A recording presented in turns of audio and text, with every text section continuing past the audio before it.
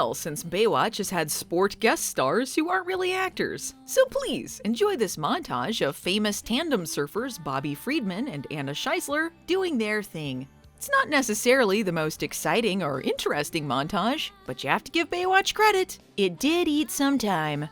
Aren't you the team that surfs the big waves on the North Shore? Fireman in the pipeline? That's us. Yes. Well, that's enough of that scene. Wow, that reminds me of dancing. I'm a dancer.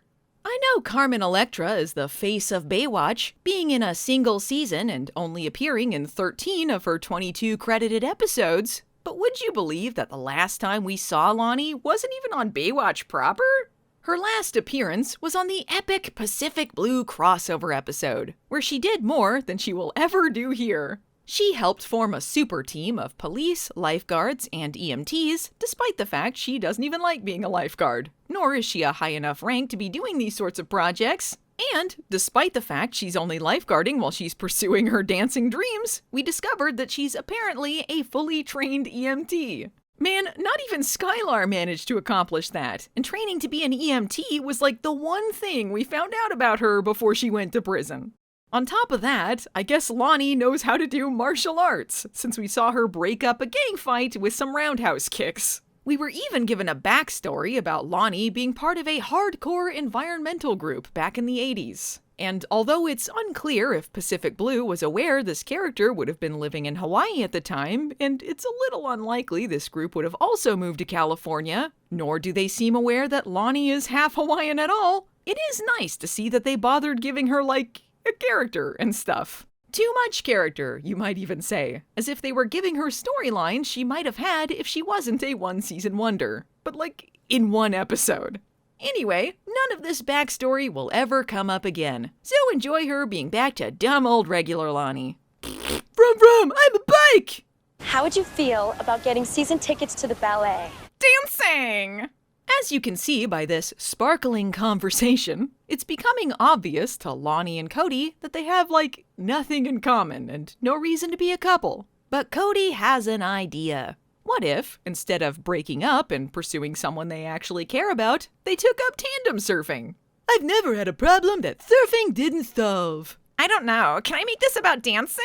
Tandem surfing is like dancing on the sea. Then I'm in. Cowabunga!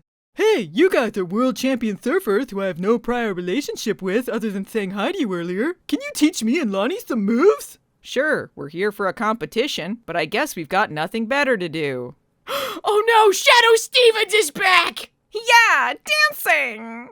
Anyway, they give up on their tandem surfing dreams during an almost exclusively 80-yard scene at the end, because they fell over, apparently. The acting is quite something. You're crushing my butt. I'm lucky I didn't rupture a disc. I am not going bowling. There are other indoor sports. Meanwhile, hey, remember Craig? He's still around. And in the continuing saga of is Mitch still the captain or not, we at last get some confirmation that, at the moment, Mitch is simply on standby until the chief selects someone to complain in his place. But apparently, Mitch has decided that even that's too much for him, as he's basically making Craig do all of the captain stuff for him. Craig, being the captain is too hard. You do it. You like being a wise mentor figure. I mean, you're what, 80 now? Mitch, we're the exact same age. Yeah, whatever, old man. Craig's got his own problems. It turns out he's not the only one jumping back into the dating pool, as Gina is apparently dating a 22-year-old college student. As will become abundantly clear throughout this episode, Baywatch is in severe denial about how often characters get into age gap relationships on the show. But to be fair, Craig is mostly upset because Gina seems to have consummated her age gap relationship before him. April is still with Manny, and unless Neely gets back on the drugs, I'm out of options, Mitch. Oh, did I forget to mention? April and Manny broke up. What? But they were my OTP! I thought you wanted to get with April. That doesn't mean I can't ship them wholeheartedly. I'm in full support of whatever the heck they have. Whatever, I've got complaining to do. Yeah, Mitch, let it all out, you scamp. Shut up! I'm so bored. I don't have another injury scheduled until at least a week from now. If only some hunky Boy Scout could rescue me from my malaise. Hey, heard you and Manny broke up. Wanna hold hands and maybe smooch? Oh, what did I ever see in Manny anyway? I know it's impossible to think anything could get between April and Manny, the boy who loses his shit every time the whiff of an obstacle enters his periphery, who was prepared to murder Hobie in a cave in a blind, jealous rage. But apparently, April thinks he's immature. In a shocking bit of continuity, they remember her little brother Charlie. The Children's Cancer Foundation is holding a benefit dinner in his honor, and Manny just flaked out of going with her. But according to Craig, Manny has a good side too. He's hot! It's good looking. So if you aren't interested, I think I can make an age gap relationship work with him too. But wait! Is that a bunch of idiots bullying people on Wave Runner TMs? Age gap to the rescue! I can't feel my legs. I know. Here we go. We'll get you in. I can't feel anything. Worth it! Meanwhile, Why April break up with Manny? Manny, the perfect boyfriend! April, talk to Manny or he will break April in half! Hey there, Studley Stud! What are you up to? Something sexy? oh yeah, you bet I am. I'm bird watching. In fact, I think I've spotted a white-crowned sparrow. Finally, a real man! You know, for an episode that credits Parker Stevenson with special appearance by, he's basically the main character of this one. He certainly does more than David Baywatch Hawaii, Here I Come Hasselhoff. Anyway, Craig wants to take down those evil jet skiers. And in order to fight a jet skier, you have to become a jet skier. Sexy montage with April, ahoy! Sensing a special connection only shared by ancient sages trapped in the bodies of younger mortals, April invites Craig to the benefit dinner. If that stinky Manny won't come, Craig shall be her silver medal. Ah, one of Cody's sinkholes! Somehow, the audience has been asked to root for Manny, despite the fact Manny is a piece of shit! Well, then it's a date. And thus, the chaste kiss on the cheek of destiny has officially unleashed the Craig and April storyline, forever baffling Baywatch scholars in the many years to come. Here's another sexy Craig scene, because you asked for it. April is using plenty of sunscreen and practicing beach safety. I am so turned on right now. I love you, Craig. Ever since we were caught in that power plant intake system and you saved me from that shark, I don't care how old you are. Hey, what up, Craig? Having a sexy age gap dream or something? Okay, so Baywatch is confusing me a little bit, so let's back up. I've made a lot of jokes about it, but up until this episode, Craig and April haven't gone past mildly flirting. It's a will they, won't they thing. I get that. But as of the scene just before this, April has invited Craig to dinner, called it a date, and kissed him on the cheek. Craig has happily accepted the invitation and her advances. They had a whole big sexy montage on a Wave Runner TM. I'm not sure how much more of an item they can be, nor why Craig is having comical dream sequences about the crazy possibility that April is in love with him. This is made even more baffling when you realize that, despite how this episode goes, they do in fact have April declare her love for Craig in reality. Half of this episode, they're really into each other, and the other half is Craig treating this like some sort of flash-in-the-pan midlife crisis that doesn't mean anything.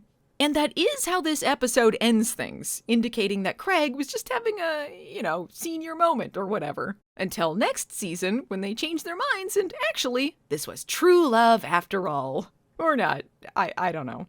Look, I'm actually just perplexed as to what this storyline was going for or why. I guess that's on me for thinking about Baywatch too hard when really, there were no plans ever. Anyway, from humorous dream sequences to Craig finding out that surfer they rescued is paralyzed?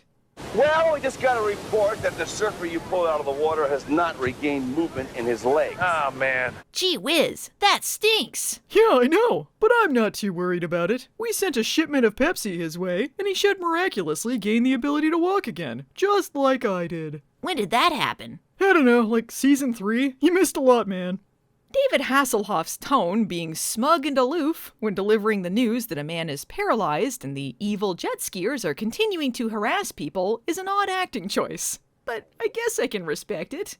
Someone I don't respect, however, is Manny, who is currently having a pissy boxing session with an imaginary Craig. Manny will kick an office chair through Craig's head! Yeah! Hey there, champ. Did I ever tell you the story about my good friend Pebbles? Well, Pebbles loved sports, and one day he decided to take up extreme rollerblading. Oh, we laughed as he took off down the road, wheels on his feet and a song in his heart. Well, enough stories! Now is the time for Manny to fight! Manny, I'm not interested in April. Okay, man, you're going on a date with her, like, tonight. What do you think, I'm blind? I have canonically poor eyesight, but I don't fit the legal definition of blindness, man. Yes, Manny, and thank you for making that distinction. While you may not be blind yourself, blindness is a spectrum that applies to people who may still have remaining vision. Like Court? Wait, Court went blind? Hey, can I be in this scene? When Craig tells Mitch that Manny is jealous over April, this is when Mitch throws out this mind-blowing line. April? You're old enough to be her father. Really, Mitch? Really? Mitchell fucking Buchanan, man of 1,000 much younger girlfriends, is getting on Craig's case about dating someone younger than him? Oh, the gall, the utter fucking gall and hypocrisy. You know, not a lot phases me on Baywatch much anymore, but I am actually stunned. And you know what? I did the math, bitch. The age difference between Craig and April is 23 years. The age difference between Mitch and Neely, his current live-in girlfriend he just got together with at the end of the last episode, is 19 years. In fact, of the 31 love interests Mitch has had over the last 8 years that I could find the ages for, only 5 of them have a difference under a decade. And 4 of them were actually older than him, the biggest age gap being between him and the vampire at 400 plus years. That is a question I have been asking for the last 400 years. Listen, folks, I crack some jokes here, but truthfully, if people are consenting adults, they can date whoever they want. I do, however, think that if it's a pattern that someone is always dating someone a decade younger than them minimum, then it's the age they're in love with. Mitch has no room to be saying anything here. The real reason Mitch is always dating significantly younger women, of course, is because Hollywood is shitty and doesn't allow women to age. But in the text, that means that Mitch is a hypocritical jerk-ass. Unbelievable. Speaking of jerk-asses, apparently, we're supposed to feel sorry for Manny because he actually flaked out on the dinner because he didn't have a tux. He's ashamed because he can't afford one. Which I guess makes it okay that over half of his episodes while dating April have centered around him being a jealous bitch. Anyway, Craig's gotta take down those Wave Runner TM punks! This whole scene is extremely confounding in both tone and presentation, with the jet ski guys trying to horrifically murder him, while Lonnie and Cody cheer on stupidly from the sidelines.